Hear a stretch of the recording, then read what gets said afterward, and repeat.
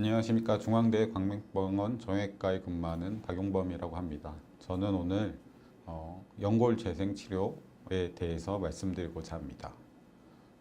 바쁜 시간을 내주셔서 참여해 주셔서 감사드립니다. 오늘 주제는 개인별로 다른 연골 재생 치료의 필요성입니다. 실제적으로 저희가 연골 손상이 있을 때 다양한 연골 재생 치료법이 적용이 되고 있는데, 이런 다양한 연골 재생 치료법이 있다는 것은 결국은 개인별로 다른 연골 재생 치료법을 적용을 해야 더 좋은 결과를 얻을 수 있다는 것을 간접적으로 의미하기도 합니다. 처음으로 관절 연골이 어떤 것인지, 그 다음에 연골 재생술 시 저희가 어떤 것을 특히 고려를 해서 접근을 해야 되는지 말씀드리겠습니다. 관절 연골이라는 것은 저희가 관절이라는 것 자체는 뼈랑 뼈 두 개가 연결되는 부위에 움직임을 원활하게 하기 위해서 만들어진 구조물입니다.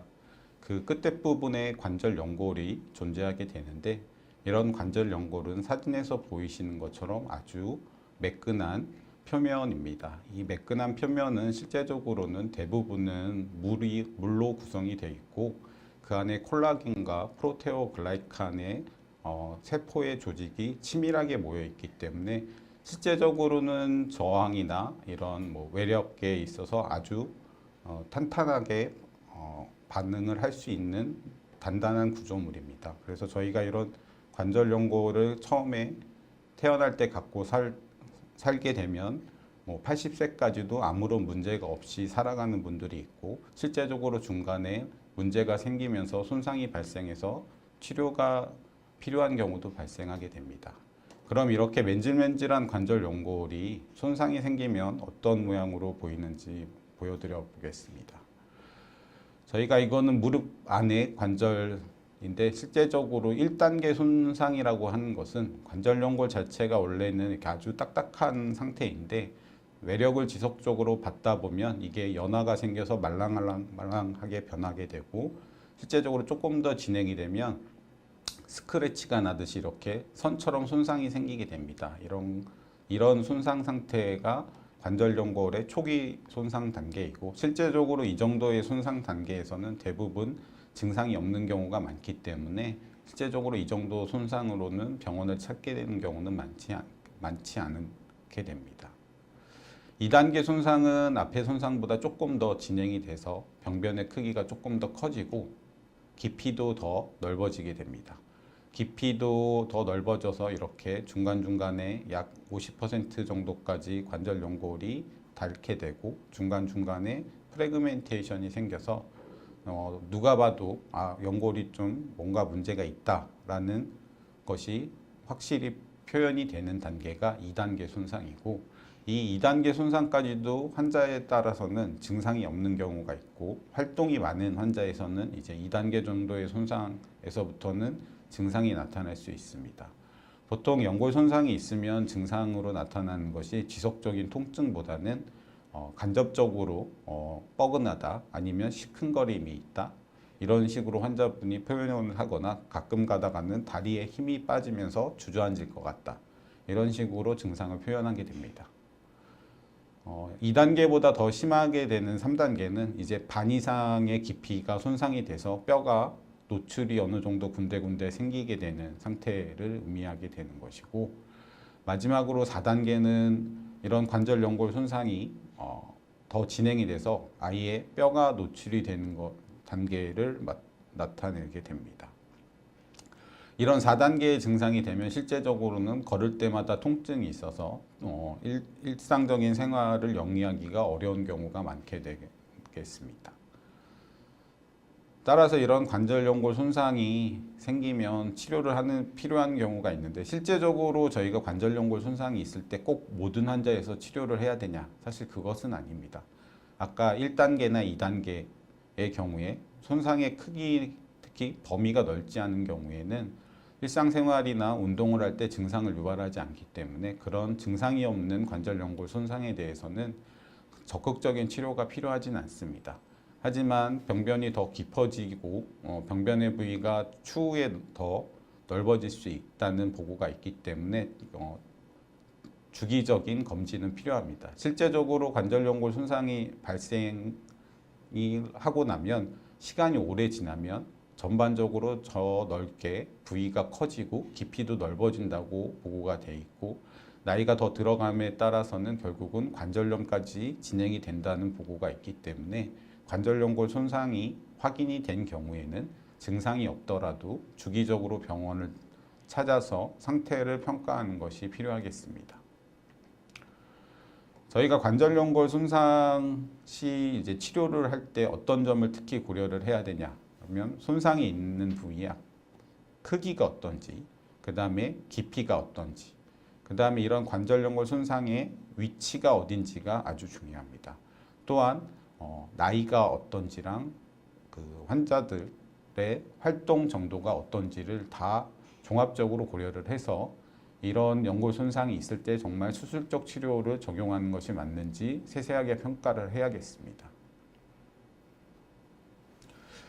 나이를 고려하는 것은 잘 아시겠지만 젊은 나이에는 항상성이 유지가 되기 때문에 손상이 있어도 회복 능력이 어느 정도 있어서 이런 리페어의 프로세스가 잘 유지가 되는 반면에, 결국은 나이가 들게 되면 관절 연골 세포, 그 다음에 모든 주변 조직들이 노화가 생기면 손상에 대해서 회복 능력이 많이 떨어지게 됩니다. 따라서 나이가 있는 경우에 관절 연골 손상이 발생하게 되면 실제적으로 그냥 두어도 치료가 잘 되지 않고, 나이가 정말 많은 경우에는 수술적 치료를 해도 회복이 잘 안 되는 경우가 있어서, 이런 나이는 연골 손상에 있어서 매우 중요한 고려 요소가 되겠습니다.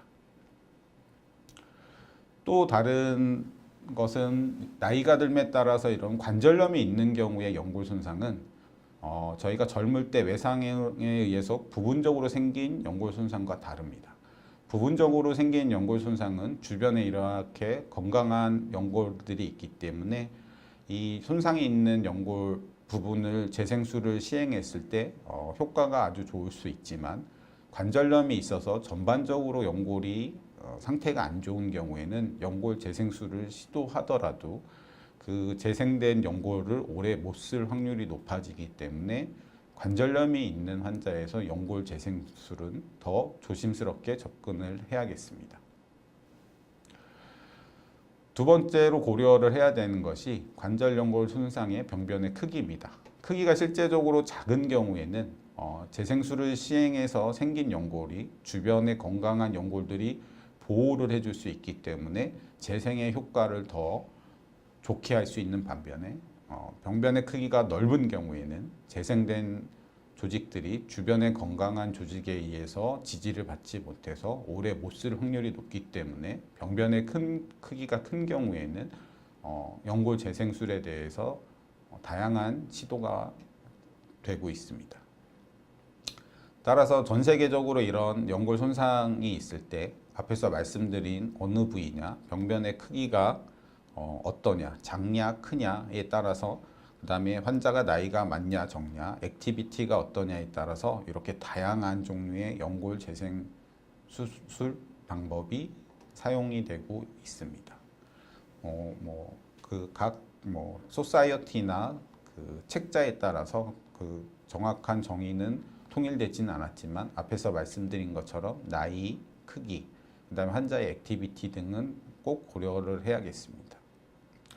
최근에는 그래서 이렇게 관절 연골 손상이 있을 때 치료를 함에 있어서 기존의 미세천공술뿐만 아니라 더 적극적인 티슈 엔지니어링 방법, 즉 그 연골을 배양하거나 아니면 줄기세포를 이용한 치료들이 권고가 되고 있고, 실제적으로 저희가 연골 재생술을 시행함에 있어서 가장 기본적인 것은 재생된 연골에 부하가 많이 가지 않아야 되기 때문에, 실제적으로 다리의 모양이 정렬이 똑바른지, 아니면 관절 연골을 보호하는 기능을 하는 연골판의 기능이 정상적인지, 또한 인대가 안정성이 있어서 재생된 연골에 문제를 일으킬 확률이 적은 상태인지를 고려를 하고, 이러한 문제가 있다면 이것에 대한 교정을 같이 해주라고 권고가 되고 있습니다.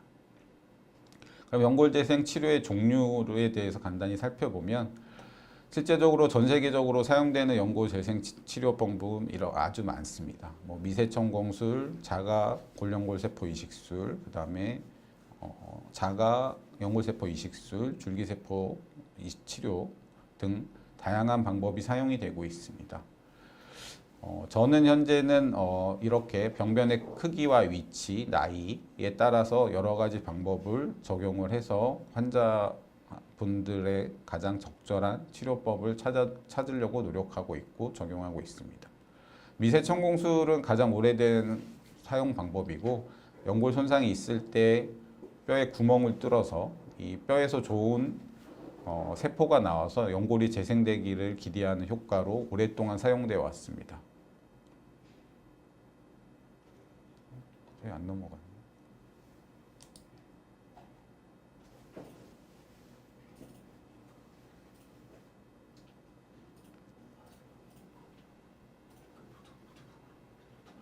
그래서 이거는 실제적으로는 가장 간단한 술식이기 때문에 전 세계적으로 가장 많이 사용되고 있습니다. 하지만 간단한 술식이라서 적용하기 편하다는 장점은 있지만 환자의 나이가 많아지면 결과가 안 좋고 병변의 크기가 커지면 결과가 안 좋고 관절염이 있는 환자에서도 결과가 안 좋다고 알려져 있기 때문에 젊은 환자에서 병변의 크기가 작은 경우에 실제적으로 적용이 많이 되고 있습니다. 그래서 최근에는 이런 미세천공술 방법을 좀 더 보완하기 위해서 과거에 쓰이던 이런 미세천공술의 기구를 더 깊고 얇게 사용하는 방법이 더 효과가 좋다고 해서 이런 방법이 개선이 돼서 최근에 사용이 되고 있고 실제적으로 단순히 미세천공술만으로는 효과가 떨어지기 때문에 이렇게 위에 생긴 블러드 클롯을 더 좋게 유지하기 위해서 위에다가 스캐폴드 쪽 지지체를 덮어주는 미세천공술 강화요법이 소개가 되어서 사용이 되고 있고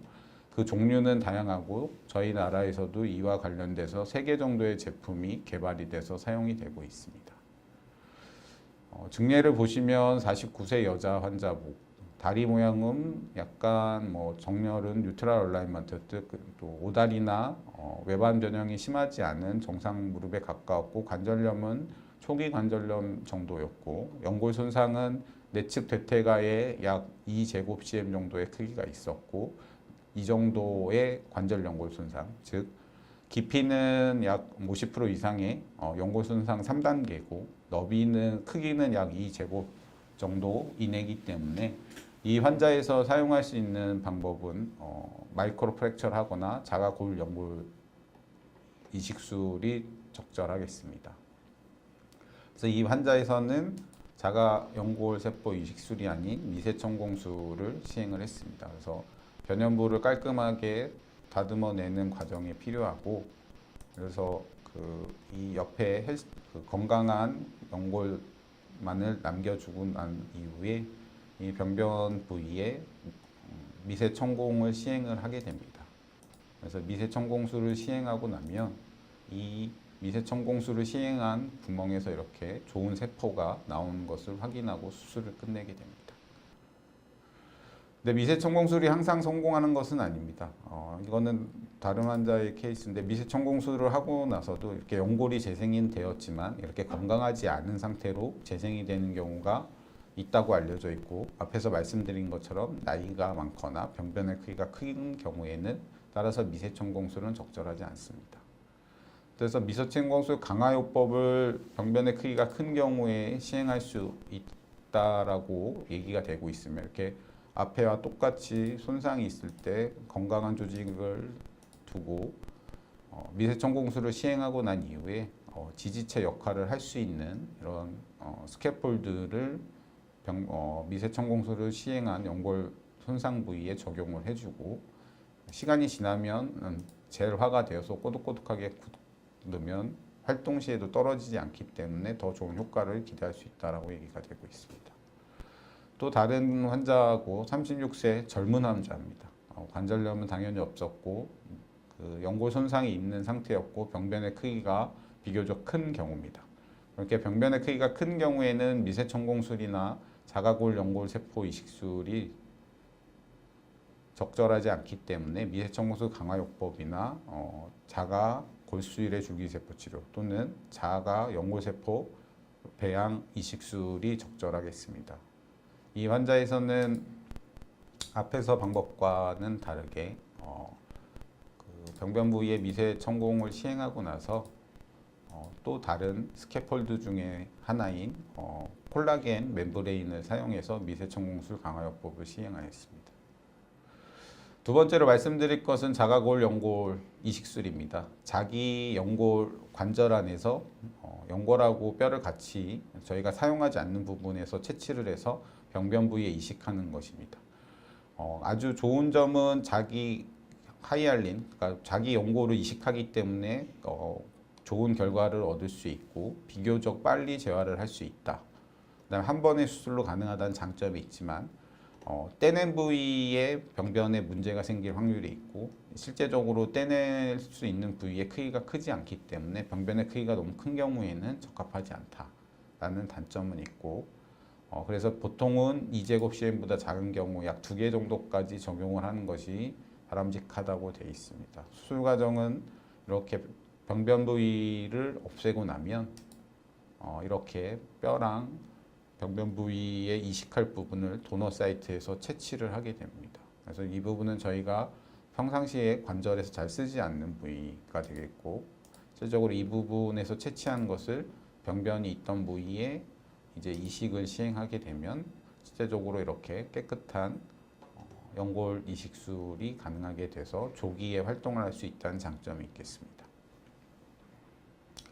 사실 근데 병변의 크기가 작은 경우에는 앞에 말씀드린 두 가지 방법이 주로 사용이 되지만 이제 병변의 크기가 큰 경우에는 앞에 두 가지 흔하게 사용할 수 있는 간단한 술식의 방법이 사용이 어렵기 때문에 실제적으로 좋은 결과를 얻기 위해서는 세포를 이용한 연골 재생 치료가 시행을 될 수밖에 없고 그 세포의 종류에는 연골세포와 줄기세포 두 가지가 있습니다.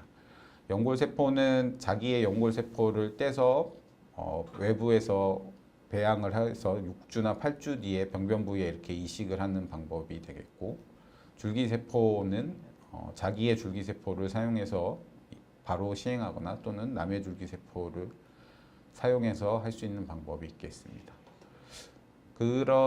이런 줄기세포를 이용한 방법은 앞에서 말씀드린 것처럼 병변의 크기가 큰 경우에 나이가 적은 경우에는 자가 골연골세포 이식술이라는 좋은 치료법이 있겠지만 나이가 들면은 결국 자기의 연골세포도 노화가 되기 때문에 나이가 든 사람에서는 병변의 크기가 큰 경우에는 적절한 연골 재생술이 없었고 그에 따라서 이런 줄기세포 치료가 최근에 각광을 받고 실제적으로 임상에서 비교적 좋은 결과를 보였기 때문에 많이 사용되고 있습니다.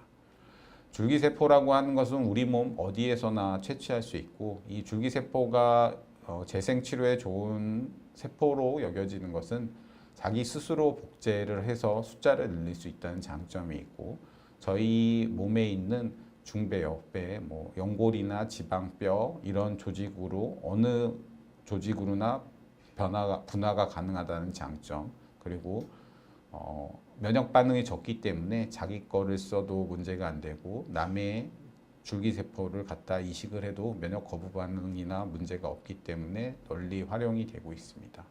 저희 나라에서 할 수 있는 것은 자가 골수율의 줄기세포 치료술과 제대열률의 줄기세포 복합 치료제 두 가지가 승인을 받아서 사용을 할 수 있고 자가 골수율의 줄기세포 치료술은 자기의 골수에서 줄기세포를 추출하는 것입니다. 실제적으로 추출할 때 줄기세포의 비율이 아주 높지는 않지만 그런 줄기세포 외에 재생에 도움이 되는 다양한 세포들이 모여 있기 때문에 이런 자가 골수율의 추출물이 재생치료에 좋은 소스가 될 수 있어서 적용이 돼서 사용되고 있고 저희 나라에서는 2012년 이후부터 사용이 되고 있습니다. 하지만 기존의 연구를 바탕으로 했을 때 이런 자가 골수율의 줄기세포도 줄기세포 자체에 있는 세포들의 노화와 연관되어서 50세 이하에서만 아직까지는 사용을 하는 것이 좋겠다라고 얘기가 되고 있습니다. 실제적으로 이런 줄기세포 골수에서 추출한 줄기세포를 지지체를 병변 부위에 이식을 해서 수술적으로 이식을 하는 것이 추천이 되고 케이스를 보시면 37세 남자고 비교적 아주 큰 병변이 있었습니다. 그래서 2제곱보다 큰 경우였고, 그래서 할 수 있는 방법 중에 이 환자에서는 골수율의 자가 골수율의 줄기세포 치료술을 시행을 했고, 실제적으로 수술방에서 이런 우리의 골반에서 아주 쉽게 이런 자가 골수율의 줄기세포를 위한 골수 추출을 아주 쉽게 할 수 있기 때문에 수술장에서 쉽게 할 수 있다는 장점이 있습니다. 그래서 앞에 수술과 똑같이 병변 부위가 확인이 되면 그 부분의 크기를 확인을 하고 실제적으로 골수 추출로 만들어진 이런 이식물을 병변 부위에 이식을 하고 피브린 글루라는 생체 접착제를 이용해서 병변 부위에 붙이게 되면 치료 과정이 끝나게 되는 것입니다. 마지막으로 줄기세포 치료 중에 제대혈 유래 줄기세포 치료제라는 것이 있습니다. 어릴 때 모여진 제대혈 은행에 보관된 제대혈에서 줄기세포를 추출해서 계대 배양을 해서 치료제로 사용을 하는 것이고, 저희 나라에서는 2012년부터 사용을 할 수 있게 되었습니다. 그래서 실제적으로 병변 부위에 이런 제대혈 유래 줄기세포를 지지체랑 같이 섞어서 수술적으로 이식을 하는 방법을 사용을 할 수 있고, 연령 제한은 없고 관절염이 있는 환자에서도 사용할 수 있다는 장점은 있습니다.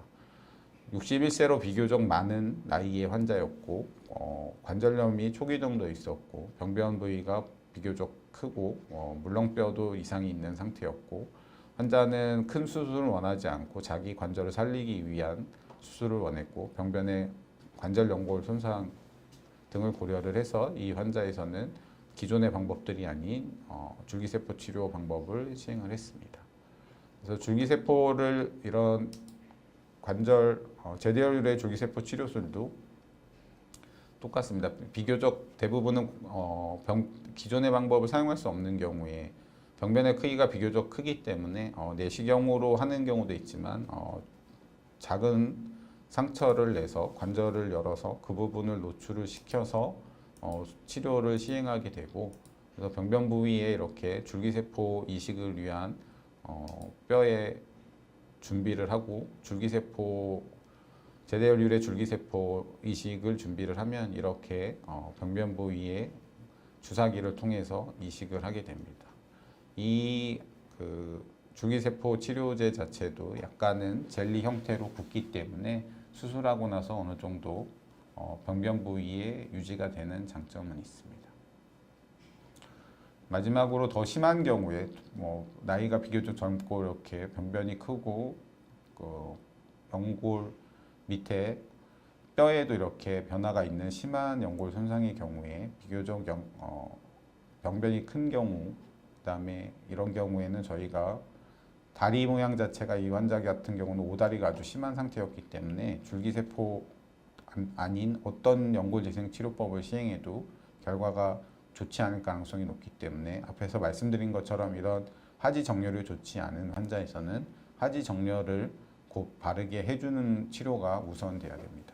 그래서 이런 환자에서는 하지 정렬을 똑바로 만드는 수술을 먼저 하거나 아니면 같이 시행을 해서 치료를 하는 것이 적합하겠으며, 수술적 치료로 이렇게 병변 부위에 줄기세포를 이식한 케이스가 되겠습니다.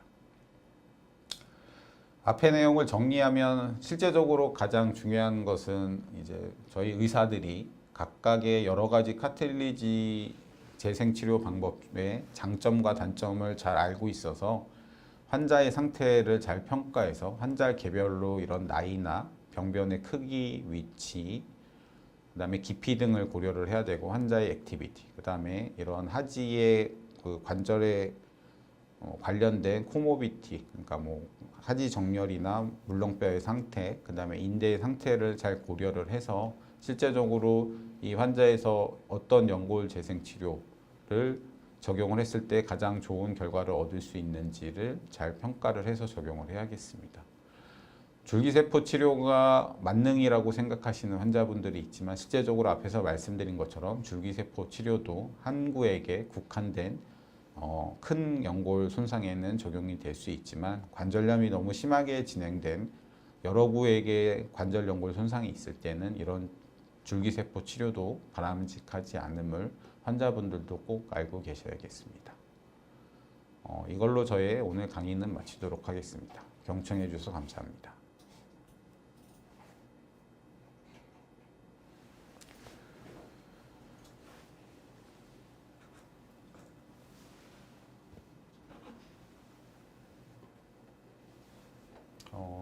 다음은 저희가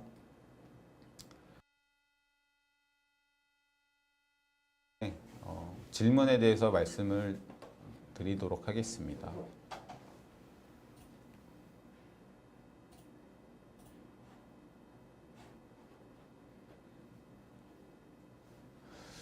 첫 번째로 김영복 분이 올려주셨습니다. 45세 여성이고 구부렸다 폈다 할 때 무릎에서 뻐버벅 소리가 난다고 합니다. 프롤로 주사도 맞은 적이 있고 척추는 퇴행성 진행이 있다는 소리를 들었고 호르몬 수치도 50대 후반으로 나서 호르몬 치료를 고민 중이라고 하십니다.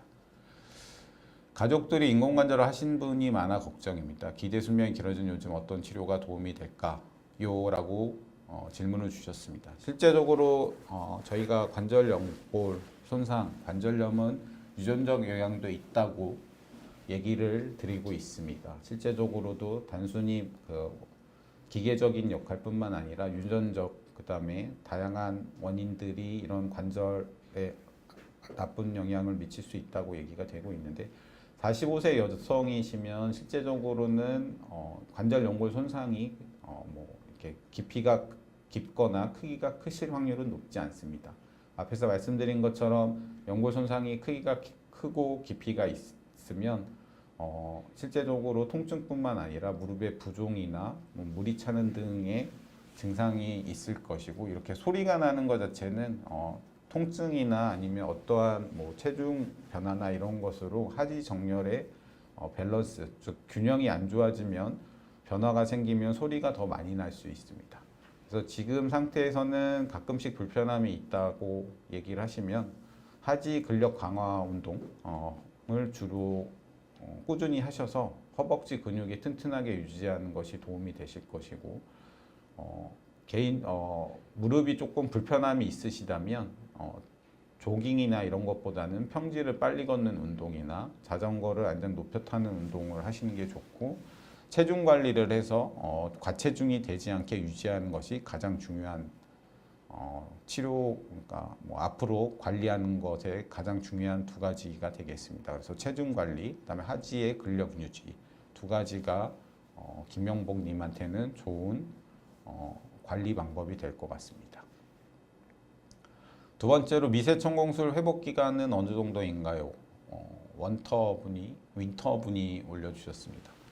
미세천공술의 회복 기간은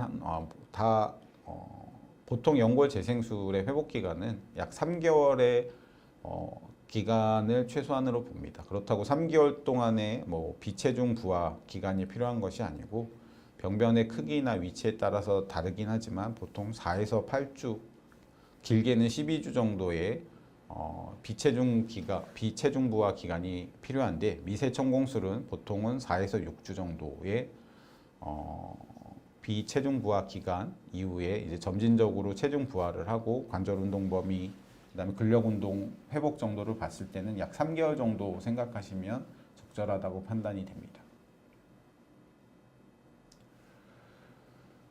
시골 소녀분이 올려주셨습니다. 불편함이 어느 정도일 때 병원에 가야 할까요? 55세인데 파워워킹으로 운동을 하면 가끔씩 무릎이 시큰거림이 있는데 그런 게 아니고 또 천천히 걷기를 하고 나면 괜찮아져서 병원에 가지는 않았습니다. 걷는 방법이 잘못된 걸까요? 자, 실제적으로 병원에 가야 되는 것은 제가 환자분들한테 얘기할 때는 자고 일어나서도 불편함이 있어서 어떤 운동을 했다. 근데 너무 평상시보다 무리하게 운동을 한 것이 아니라 꾸준히 해오던 운동을 했는데 불편함이 생겼는데 그게 자고 일어나서도 불편함이 있어서 다음날 운동, 다다음날 2, 3일이 지났는데 쉬었는데도 통증이 계속 지속됐거나 그래서 아니면 무릎에 부종이나 뭐가 부은 느낌이 지속된다고 하시면 병원을 찾으시는 게 맞고 시큰거림 자체는 그냥 단순히 이런 관절 연골을 너무 무리하게 써도 올 수 있는 증상입니다. 그래서 앞에서 말씀드린 것처럼 이게 뭐 관절 연골 자체가 뼈처럼 단단한 건 아니기 때문에 외부에서 지속적인 외력이나 부하가 가게 되면 그 영향으로 시큰거림이 발생할 수 있는데, 이 시큰거림이 운동 끝나고 자고 일어나서 괜찮다라고 하시면 굳이 병원을 방문하실 필요는 없고, 병원을 방문하는 것은 실제적으로는 가장 본인이 편하게 갈 수 있는 병원, 가까운 병원부터 다니시는 것이 좋고, 거기에서 뭐 관리를 해서 금방 좋아지시면 큰 병원까지 가실 필요는 없다고 생각합니다. 그래서 큰 병원을 가게 되는 것은 작은 병원에서 치료를 해도 뭐 지속돼서 증상이 좋아지지 않아서 더 검사를 하거나 평가를 해봐야 된다는 경우, 또는 작은 병원의 선생님이 이 정도면 큰 병원을 가보시는 것이 좋겠다라고 권유를 해주시면 큰 병원을 찾으시는 것이 좋겠습니다. 다음으로 윈터 분이 또 질문을 주셨습니다. 줄기세포 연골 재생술 대략적인 금액이 궁금합니다. 이거는 쉽게 대략적으로 말씀드리면, 이게 뭐 줄기세포 치료술이 저희 나라에서 승인받은 게 아까 두 가지가 있다고 말씀을 드렸었습니다. 첫 번째는 자가골수유리의 줄기세포 치료술. 이 자가골수유리의 줄기세포 치료술은 나라에서 정해진 신의료 기술의 법으로, 이 신의료 기술법에 따라 금액이 정해지기 때문에 약 수술과 관련돼서 그런 자가골수유의 줄기세포 치료술만 시행하신다면 약 한 500에서 600만 원 정도의 비용이 발생하게 되실 겁니다. 그건 크기에 상관없이 시행이 되는 거고, 이 두 번째로 말씀드린 제대열 유래 줄기세포 치료술은 사용되는 그 제대열 유래 줄기세포 치료의 그 한 바이알 크기 개수에 따라 다릅니다. 보통의 경우에는 3제곱cm까지는 하나의 바이알로 치료가 가능하기 때문에, 그런 경우에는 한 적게는 600만 원, 보통 평균적으로는 800만 원의 비용이 발생하는 것으로 알고 있고, 그게 병변의 크기가 3제곱보다 커서 뭐 4에서 6제곱 스퀘어 센티미터로 아주 큰 병변에는 그런 제대열 유래 줄기세포 치료제가 두 바이알이 필요하기 때문에, 그런 경우에는 약 1,000에서 1,100만 원의 비용이 1,100만 원 정도에서 1,300만 원 정도까지도 비용이 증가될 수 있을 것 같습니다. 65세도 가능한가요? 아몬드님이 질문해 주셨습니다. 이게 객관적인 나이 자체는 엄청 중요하진 않습니다. 그 65세의 나이에 무릎의 연골 상태가 어떤지가 중요합니다. 그래서 앞에서 말씀드린 것처럼 한 구에게 국한돼서 연골 손상이 있고, 물렁뼈나 인대, 하지의 정렬이 정상적으로 기능을 하는 상태라면 줄기세포 치료를 이용한 연골 재생술을 시도해 볼 수 있습니다. 하지만 한 구획이 아니라 여러 군데의 병변의 크기가 큰 것이 여러 군데에 있다면, 그것은 줄기세포 치료를 시행해서 연골 재생을 유도는 할 수 있지만, 그 유도된 연골 재생이 오래 사용은 하지 못할 가능성이 높습니다. 그래서 이런 경우에는 연골의 상태에 대한 정확한 평가를 해보시는 것이 더 먼저 선행되어야겠습니다.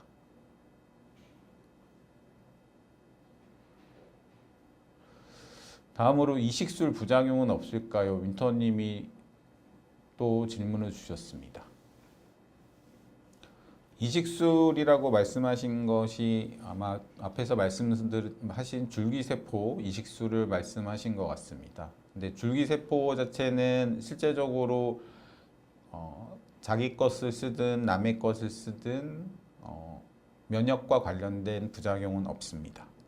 그럼 가장 큰 안 좋은 경우라고 말씀드릴 수 있는 것은, 결국은 저희가 줄기세포를 이용해서 연골 재생술을 시행을 했을 때 연골이 얼마나 생기냐, 연골이 많이 안 생기는 경우가 가장 안 좋은 결과라고 생각을 할 수 있겠습니다.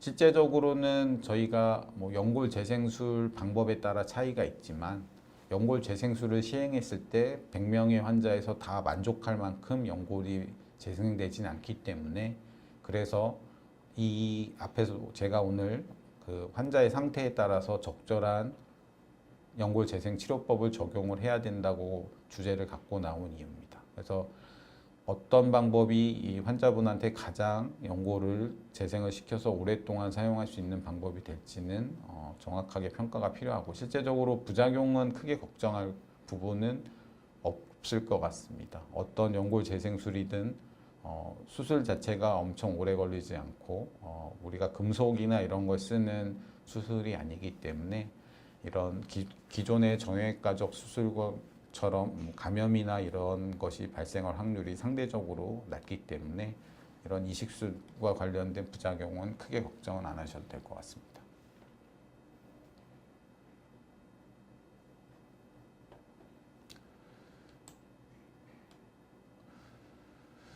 박수정 님이 질문 주셨습니다. 여러 치료 방법이 있는데 일반 정형외과에서도 시술하는 건가요? 아니면 대학병원에서만 저런 다양한 시술을 받을 수 있을까요? 아닙니다. 이런 정형외과의 연골 재생술은 정형외과 트레이닝을 받은 전문의라면 다 어느 정도 시행이 가능합니다. 근데 이제 병원에 따라서 이런 연골 재생술을 많이 적극적으로 시행을 하는 병원이 있고, 이게 실제적으로 연골 재생술을 시행하게 되면 아까도 말씀드린 것처럼 초기에 결과가 좋게 바로 좋은 결과를 보이는 것이 아니라 3에서 6개월, 기계는 1년까지 경과를 보면서 환자분과 같이 상의하면서 이끌고 나갈 수 있어야 되기 때문에 그런 것을 같이 할 수 있는 의사분들이 주로 이런 연골 재생술을 시행한다고 생각하시면 될 것 같습니다. 그래서 꼭 대학병원에서만 할 수 있는 건 아니고 정형외과 수술하는 병원에서는 시행은 다 할 수 있습니다. 근데 이제 중요한 것은 경험이 많으시고 환자분과 충분한 상의를 해서 수술법을 결정하고 시행하시는 의사 선생님과 상의를 해서 진행하는 것이 좋으실 것 같습니다. 이상진 분이 재생치료 나이 제한이 없을까요? 나이가 들면 재생력이 떨어질 것 같아서요 라고 질문을 주셨는데 맞습니다. 저희 몸에서 스스로 재생하는 능력은 나이가 들면 재생 능력이 떨어지기 때문에 젊은 나이에는 여러 가지 방법이 다 제한이 없이 사용이 되지만 나이가 많은 경우에는 이런 재생 치료들은 제한이 생길 수밖에 없습니다.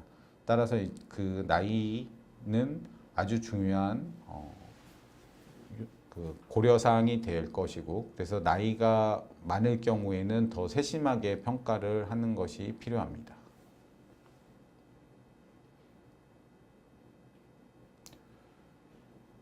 박선정님이 신전운동은 실제로 효과가 있나요? 네, 이거 신전운동을 통해서 대퇴사두근의 근력이 향상이 되면 이게 뭐 연골 재생술 이후의 회복뿐만 아니라 저희가 무릎 관절 자체가 결국은 무릎 관절의 안정성은 인대랑 근육에 의해서 안정성이 유지가 됩니다. 그럼 인대라는 것은 결국은 뼈랑 뼈 사이에 있는 것이기 때문에 이어서 붙어 있는 것이기 때문에 인대는 운동으로 좋아지게 할 수 있지 않고 손상이 없다면 재기능을 할 것입니다.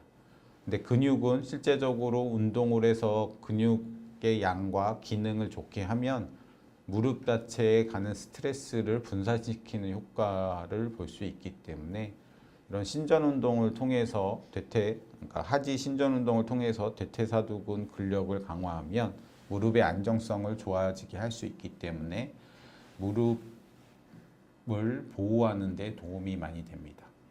근데 주의의 사항이 하나 있다면 실제적으로 요즘 많은 환자분들이 만보 걷기, 2만보 걷기 이렇게 해서 시간이나 걸음수를 정해놓고 운동을 하시는 경우가 있는데, 그렇게 정해놓고 운동을 하실 때 통증이 있음에도 불구하고 참고 운동을 하시면 오히려 자기 관절을 더 안 좋게 만들 수 있기 때문에 현재 본인의 몸 상태에서 허용할 수 있는 적정한 양의 운동량을 찾아서 꾸준히 하시다 보면 나중에 할 수 있는 양이 점점 늘어나게 됩니다. 그래서 그렇게 적정한 운동량을 찾아서 운동하는 것이 중요하겠습니다.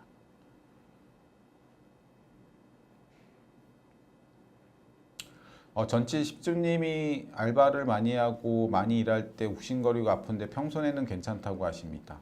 나이가 정밀검사 받아봐야 할까라고 하시는데 나이가 젊으시고 운동을 그러니까 무리한 일을 안 할 때 통증이 거의 없으시다면 굳이 정밀검사를 받으시지 않아도 될 것 같습니다. 이런 경우는 그냥 연골연화증, 즉 연골에 무리가 많이 가서 연골에 그냥 연화가 일시적으로 와서 통증이나 시큰거림이 있을 수 있는 정도이기 때문에 이는 무리를 안 해서 증상이 좋아진다면 굳이 정밀검사를 받으실 필요는 없습니다.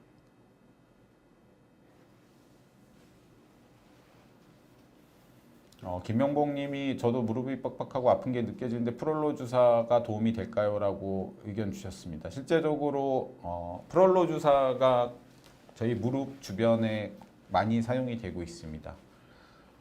프롤로 주사가 효과에 대해서는 확실히 있다라고 말씀을 드릴 수 있는데 이 프롤로 주사는 아직까지는 관절내 주사가 아니라 관절 주변에 있는 인대 염증이 있거나 인대가 퇴행성 변화가 있는 경우에 이런 인대 주변, 그러니까 관절 주변 조직에 염증을 떨어뜨리고 인대를 다시 강화시켜서 증상이 좋아지게 하는 것이기 때문에 뻑뻑하고 아픈 게 있을 때 그 원인이 무릎 주변에 있는 인대나 관절낭의 문제다라고 하면 도움이 되실 수 있을 것 같습니다.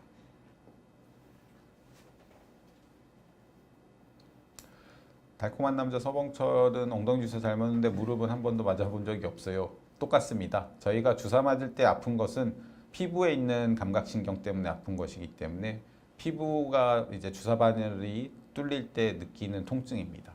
그래서 무릎 주사나 엉덩이 주사나 비슷하다고 생각하시면 됩니다.